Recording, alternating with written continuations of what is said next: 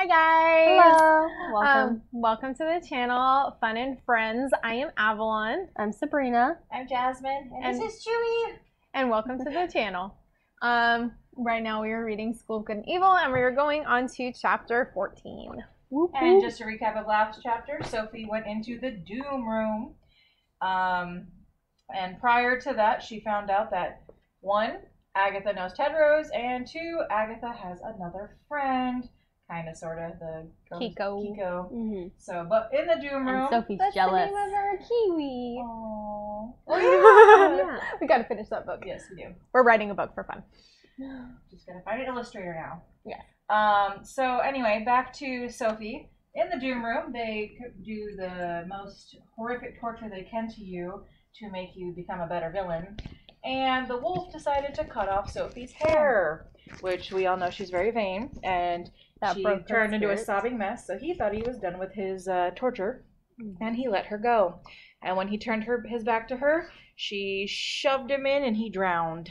In the current, she offed him. Yep. She Game of When Thrones she him. was originally accused of murder, now she actually did murdered murder someone. So there's that, and Sophie's spiraling out of control. She's super She's jealous losing now. Yeah, she is. Super jealous. Can't control herself. Like She did. Chewy over here. Yep. So excited. He likes the tag to nom. I know he does like tags to nom on. Well, grab your tea, grab your coffee, something nice to drink, got and curl tea. up. And watermelon and cookies. But curl up and join us on our journey through this new chapter. Yep, chapter 14. We're almost halfway through. There's 30 chapters in here. At the end of this, we will be halfway through the book. You're like, God. It's such a long book. It's a good book, though. It's good, it's just long. And Okay, I get gotta figure out a impatient. better spot for this, guys. Oh my goodness, I'm the one that didn't turn off my phone this time. Okay, hold on. I don't think I've ever turned my phone off of silent. Hold on. We put this on silent so it doesn't go off. I get situated. Gotta get situated. Okay. Okay, now we're ready. Take 2. Yes, take 2. All right. The Crypt Keeper's Solution. The cover was silver silk painted with glowing Storian clutched between black and white swans. A Student's History of the Woods. August A. Sadler.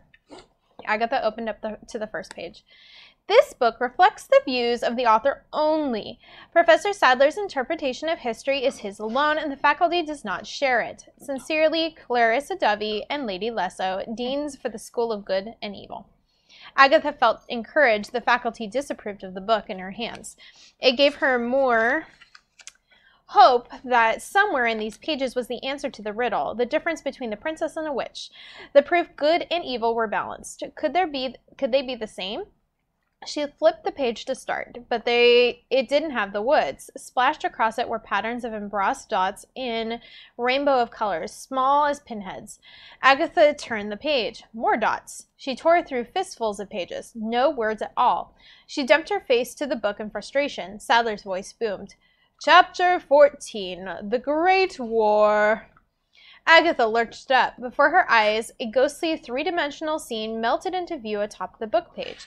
A living diorama, colors gauzy like Sadler's paintings in the gallery.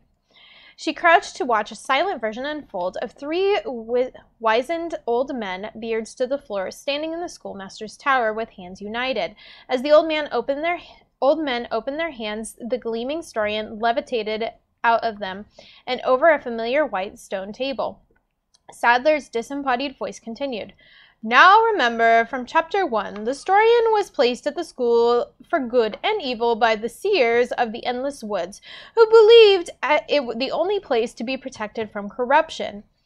Agatha gawked in disbelief. Sightless Sadler could write history, but he could see it and wanted the same for his students. Every time she turned a page and touched the dots, living history came alive with his narration. Most of chapter 14 recounted what Sophie had told her at lunch, that the school had been ruled by 2 sorcerer brothers, one good, one evil, whose love for each other overcame their loyalties to either side. But in time, the evil brother found love give way to temptation until he saw only one obstacle between him and the pen's infinite power, his own blood. Agatha's hand swept over the dot, scanning exhaustive scenes of the great war battles, alliances, betrayals, to see how it all ended. Her fingers stopped as she watched a familiar figure in silver robes and a mask rise out of the burning carnage of a battle, Storian in hand. From the final fight between evil brother and good brother, a victor emerged, beholden to neither side.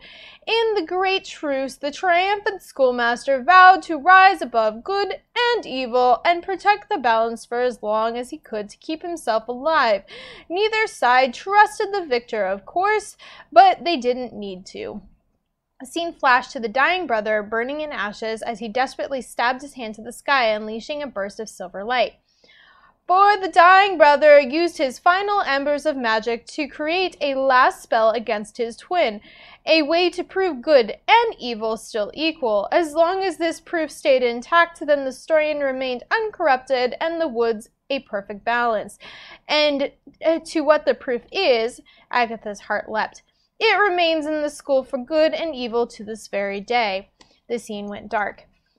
She turned the page, urgently touched the dots. Sadler's voice boomed. Chapter 15. The Wood-Wide Roach Plague.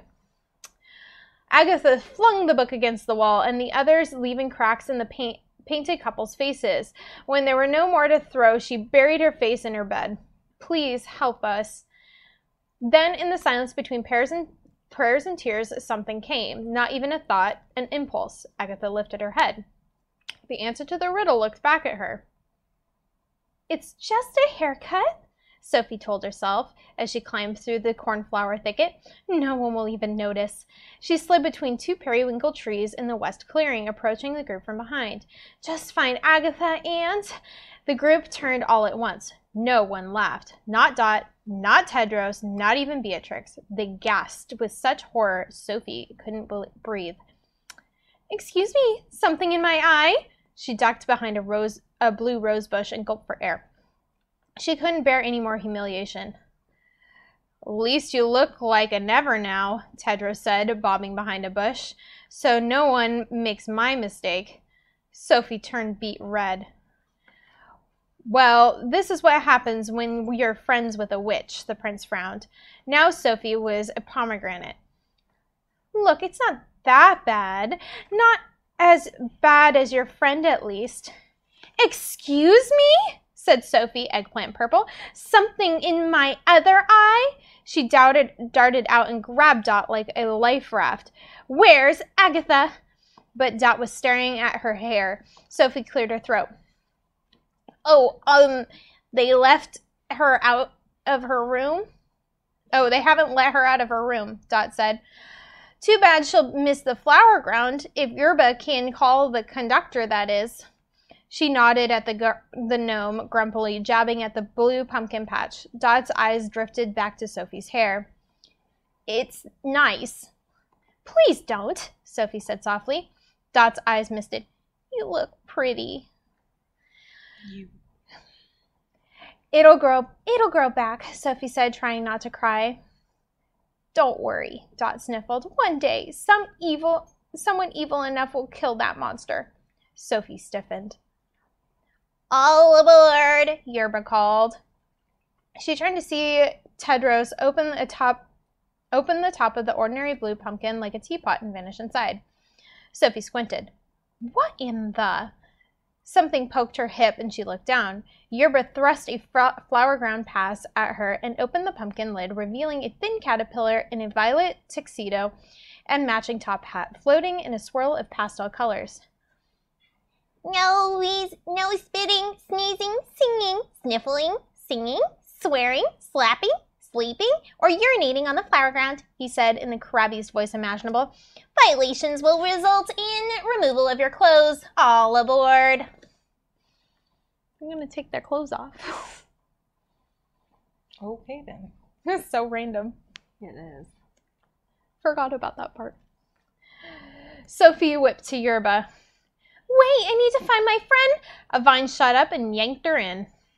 Too stunned to scream, she plunged through dazzling pinks, blues, and yellows as more tendrils lashed and fastened around her like safety belts. Sophie heard a hiss and wheeled to see a giant green fly trap swallow her. She found her scream before vines jerked her out of its mouth into the tunnel of hot, blinding mist and hooked her into something that kept her moving while her feet and arms dangled freely in the ivy harness. When the mist cleared and Sophie saw the most magical thing she'd ever seen, it was an underground transport system, big as a whole village made entirely of luminescent plants. No, just his reaction. He's like, please continue petting me. Dangling passengers hung on vine straps attached to glowing different colored tree trunks covered in matching flowers. These color-coded trunks wove together in a colossal maze of tracks. Some trunks run parallel, some perpendicular, some folded in different directions, but all riders took precise destinations in the endless woods. Sophie stared in shock at a row of unsmiling dwarves, pickaxes and belts clinging to straps off a fluorescent red trunk labeled Rosalinda line. Running in the opposite direction was a glittery green arboreta line with a family of bears in crisp suits and dresses among the riders hanging off of shamrock vines. Flabbergasted, Sophie peered down her hibiscus line to see the rest of her group swinging from electric blue trunks. But only the nevers were strapped into the harnesses. Flower grounds only for evers, Dot called out. They have to let us on because we're in the school, but they still don't trust us. Sophie didn't care. She would ride the flower ground for the rest of her life if she could. Besides its strong, soothing pace and delicious scents, there was an orchestra of lizards for each line. The tangerine line lizards strummed bouncy banjo guitars, and the violet lines played sultry sitars, and the lizards on Sophie's line piped up tempo jingles on piccolos, accompanied by caroling blue frogs. Lest riders grow hungry, each line had its own snacks, with bluebirds fluttering along the hibiscus line offering blue corn muffins and blueberry punch. For once, Sophie had all she needed. Muscles unclenching, she forgot about boys and beasts as vines pulled her up into the churning wood wheel of bright blue light.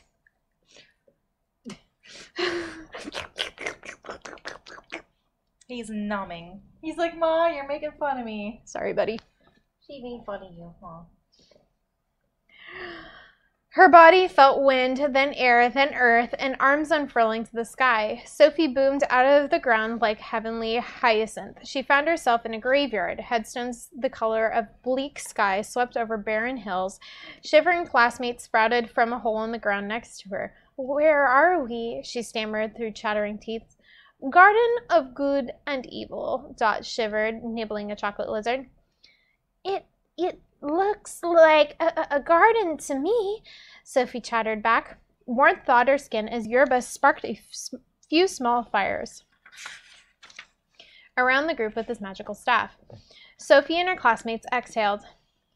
In a few weeks, you will each be unlocked to perform spells, said the gnome with excited titter. But spells are no substitute for survival skills. Mere worms live near graveyards and can keep you alive as a food source. Today we will be finding and eating them. Sophie clutched her stomach. Delicious. Hope she got some of those muffins on the train. Do you know what it reminds me of? Those little, like, larva things that, like, they used to have us eat at the animal park.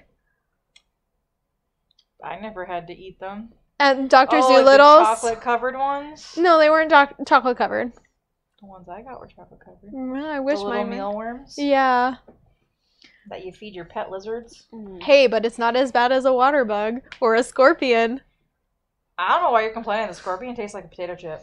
Hey, I had to gulp that thing down. I was dying. I'm out of all this. One year we did Comic-Con and I cosplayed as Laura Croft. We cosplayed Laura Croft, and they had us do this survival challenge where we had to go and eat bugs. And we went to a Laura Croft exhibit. Yeah. And they were doing a if promo. you eat the bug that you didn't get to choose, you got to spin a reward thing, and you could win up to like an Xbox One when they were brand new. Yeah. We got T-shirts. Yeah. We did eat them. Got Yeah. to take pictures with snakes and got some like little medallions and iron-on patches and stuff. And That was cool. the little keychain. Yep. I'm poor, so I can't do things. Comic-Con's really expensive, so. It's not that expensive. It's not. It's like Even this girl broke budgeted. I mean, it was like giving up one Starbucks a week for a whole year, you know? Like, I have you bills make it to pay. work. I thought it was like $40 a ticket, $40 to $60 a ticket or something like that. Mm-mm. It's like $300 I think for day. dollars for the pass. It depends on the days. We don't go for every day. We usually only go for 1 or 2 days. We usually But go. we usually go on like Friday and Sunday. Because Sunday. No, we do Friday, Saturday, Sunday. You do Saturday with Gary. I only You do can Friday Google and Sunday. it. It's expensive. I don't You think can Google it's it. expensive. The Comic-Con in San Diego. It's just hard to get But in. yeah, it's like $70 a day. But yeah, it's hard to get in. Mm-hmm. You gotta like watch like a hawk that day. And hotels are really They haven't hard even because they're been- always Anyway, booked up. back to the book. we got More off on that later. we got off If on you a have tangent. questions about it, put it down below and we'll do a separate video all about Comic-Con. If That's you for want to guys. know about it. Yeah, I don't about know. San Diego Comic-Con. Well, It's we huge. can. I gotta say, I won't be here. I'll be in Michigan. I'm Yeah. flying out tomorrow morning. Yep, I'm trying to get as many done today as we can. Which is technically going to be like week 3 of recordings anyway. So Wait, what? this is week 3 of recordings Oh, I for know. 2 a week. So she will have already left. Yeah. Yeah. I mean, we could do the Comic-Con when I get back, because by that point they'd be responding and asking the questions on week 4. We'll see. We'll see We'll how it see. goes. Down We'll figure it below. out. We'll figure it out. You're the best boy. Maybe You we'll do it as slobbered all over a my talk leg. show Tuesday. Yeah, We haven't done a talk show Tuesday in a really long time. we want you guys to ask questions so we can have. Anyway, Yes. to the book. Off you go, teams of 2, the gnome said. Whoever eats the most mealworms wins the challenge. Ew. His eyes flicked to Sophie. Perhaps our black sheep can find redemption. Black sheep can't find anything without her girlfriend, Tedros muttered. Sophie moped miserably as she paired up with Beatrix. Come on, Dot said, pulling Sophie to the ground. We can beat them. Suddenly motivated, Sophie started searching the ground with Dot, careful to stay close to the fire. What do mealworms look like? Like worms, said Dot. Sophie was debating a retort, then she noticed a figure in the distance, silhouetted atop a hill. It was a massive giant with a long black beard, thick dreadlocks, and midnight blue skin. He wore only a small brown loincloth as he dug a row of graves. Does it all by himself, the Crypt Keeper, Dot said to Sophie. That's why there's such a backlog. Sophie followed her eyes to a 2-mile line of bodies and coffins behind the Crypt Keeper waiting for burial. Immediately, she could tell the difference between the Nevers dark stone coffins and the Evers coffin made of glass and gold. There were also some bodies without caskets just lying unattended on the hill slope beneath circling vultures. So Lovely. disgusting. I bet it smells so Why doesn't he have help? She asked, nauseous. 'Cause no one can interfere with the Crypt Keeper system, Hort said softly. My dad's waited 2 years, his voice cracked. Killed by Peter Pan himself, my dad. Deserves a Hook? proper grave. Captain Hook? Potentially. Or he could, I always picture Hort as being like Smee's kid. That's what I was just thinking. Or Sneeze, yeah. Yeah, because he's not the brightest, and I mean, Sneeze wasn't the Smee wasn't the brightest. So I always think of him as like, short. It seemed like a little bit rounder. yeah, That's how I visualize him. me too. Kind of like LeFou Kind of like Lufu, yeah. from Beauty and the Beast. Now the whole group was watching the Crypt Keeper dig the graves before pulling a big black book from his massive hair and studying one of the pages. Then a giant picked up a gold coffin with a handsome prince inside and heaved it into an empty plot. He moved down the line of waiting bodies, picked up a crystal coffin with a beautiful princess, and laid it beside the prince's coffin in the same grade. Anastasia and Jacob died of starvation while on their honeymoon, avoidable deaths if they had paid Avoidable deaths if they had paid attention in this class. Yerba Correct snapped. the voice. Yes, correct the voice. I thought it was somebody else. Grumbling, the students went back to the mealworm hunting, but Sophie kept her eye on the crypt keeper, who studied his book again before picking up a coffinless ogre and plucking him into the next plot. Back to the book, then he rested a resplendent queen's silver tomb beside a matching king's. Sophie's eyes drifted around the graveyard and saw the same pattern on every hill and valley. Evers buried together with twin headstones, boy and girl, man and wife, prince and princesses, together in life and in death. Nevers buried all alone. And that's sad. It is very sad. So Evers have love. That's my guess to the riddle then. Oh, maybe. Or friends. Or family. You love friends and family. That's true. And that goes with like me saying happiness Yeah. or peace. Yeah. What do you guys think? Let us know. Ever after, paradise together, never more paradise alone. Sophie froze. She knew the answer to the schoolmaster's riddle. Hey! Perhaps we can reach Necro Ridge. Perhaps we should search Necro Ridge. Yerba sighed. Come on, students. Cover for me, Sophie whispered to Dot. Dot shriveled.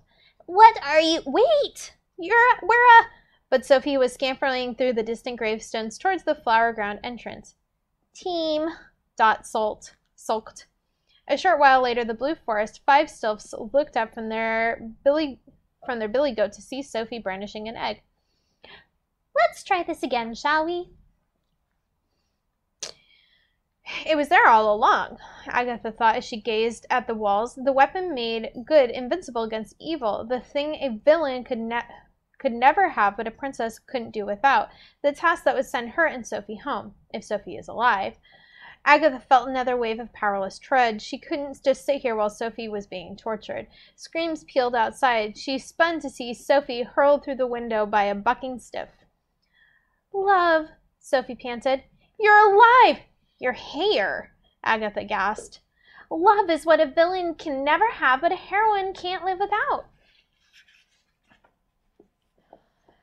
But what did they... Are you...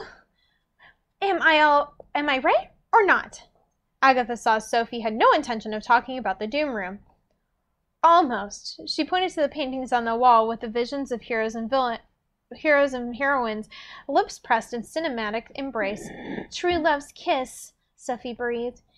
If your true love kisses you, then you can't be a villain, Agatha said.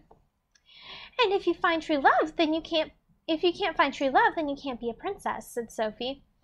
And we go home, Agatha swallowed. My half is taken care of. Yours isn't so simple. Oh, please. I can make any one of those disgusting never boys fall in love with me. Just give me 5 minutes, an empty broom closet, and... Wow. Dang.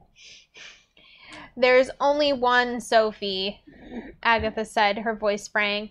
For every ever, there is only one true love. Sophie met her eyes. She collapsed onto the bed. Tedros. Agatha nodded sickly. The road home led through one person who could ruin everything. Tedros has to kiss me, Sophie said, staring into space. And he can't be tricked, forced, or duped into it. He has to mean it. But how? He thinks I'm a villain. He hates me. Aggie, he's a king's son. He's beautiful. He's perfect. And look at me. She grabbed her shorn hair and flaccid robes. I'm still a princess. Sophie looked at her. The only way to get home. Sophie looked at her. And the only way we'll get home, said Aggie, forcing a smile. So we have to make this kiss happen. We, said Sophie. We, rasped Agatha. Sophie hugged her tight. We're going home, Aggie. But in her arms, Agatha sensed something else, something that told her the Doom Room had taken more from her friend than just her hair. Agatha squelched her doubts and clasped Sophie tighter. One kiss, and it'll be all over, she whispered. As they embraced in one tower, in another, the schoolmaster watched the historian write a magnificent painting of the two girls in each other's arms. The pen added the last flourish of words beneath it, closing the chapter. But no kiss comes without its price. Oh, wait, no price. But no kiss comes without its price. Boom. Dun, dun. Do you really think it's Ted Rose that is the true love's kiss? I don't know. I think he is, because he's been such a main male character. It's just a matter of, is that kiss for Sophie or for Agatha? I feel like it's some Frozen stuff, though. I mean, Like in Frozen, how the prince tricked. oh, you think he's Anna. like Hans? Yeah. I don't think so. I think Ted Rose is genuine. He hates Agatha because of what he came upon in that one room where his family's like temple was basically destroyed, and he doesn't understand yet that every animal is actually some poor prince or princess who never got to be the top 5. Right. So I think there's still growth on his part Maybe. in that aspect. It's just I think there's a lot of confusion with him too. He's like not quite sure, like, because originally he's like, "Oh, Sophie, you're a princess. What are you doing over there?" And then he's like, "Well, actually, you can't be a princess because you're friends with a witch. I don't understand what you're doing." And then now she's in the gym room and it has her hair cut, so now she's gonna look even more like a never. So I think he's just very confused on his feelings towards her. Well, the other thing too is beauty's only skin deep. Like it's your physical beauty's only skin deep. Beauty comes from within, your kindness and your actions and stuff. Where Agatha's been selfless and always caring about her friend and concerned about her friend, and Sophie's always been whatever's best for me. And because being a princess isn't working out, that's the only reason she's willing to go home with Aggie. Yeah. So Maybe. Do you think if she had that kiss, she would leave or she would stay? I think she would stay and say, "Screw you, Aggie." I found my prince. However, I think I'm going to stick with, I think that Agatha and Ted Rose are going to end up together. I think so too. Yeah. But I just feel like he's gonna. I don't know how her friendship with Sophie's going to go. I feel like at this point, it might grow worse. It might grow okay. Because that was one of the things too is, the brothers with the overcoming all good and evil, maybe they're going to find that gray area. Yeah. Apart. Well, Who do you think the schoolmaster is? The good one or the evil one? Maybe evil. I don't know. I thought the evil one got, while he was dying, he screamed out like a silver. It said that Whatever. one of them. one of them died. It's not talking about which It doesn't one. say which one. Yeah, it hasn't clarified which one. It leaves it a I mystery. feel like it's kind of hinting that it's the evil one, but I think that's a plot twist. I think because Good's won ever since that war. So is it really balanced if Good's always winning? Maybe. It's not balanced. No, it's not. So maybe Good did live, but that makes no sense because I Unless feel it's like evil. evil's the one that would be tempted because they didn't have love.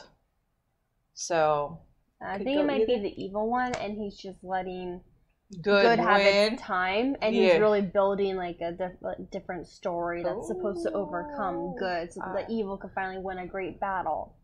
You mean bad? Evil? Evil could win the great battle. Gotcha. That's what I'm thinking. I cannot comment because I have read this before and I know who it is. Cheater.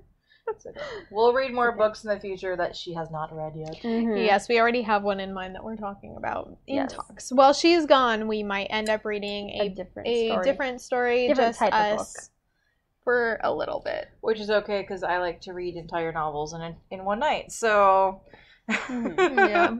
Hey, what do you this guys waiting think down for below? a week is just as rough for us as it is for you guys because we want to know too, but having to wait to schedule. Except now we're binging it so that we're making sure we have enough episodes.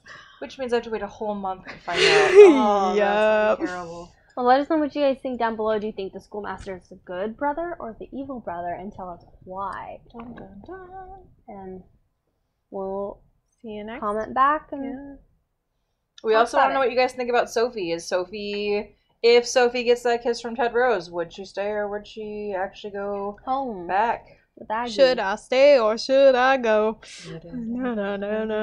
Anyways, we'll see you guys later. All right, bye. Guys.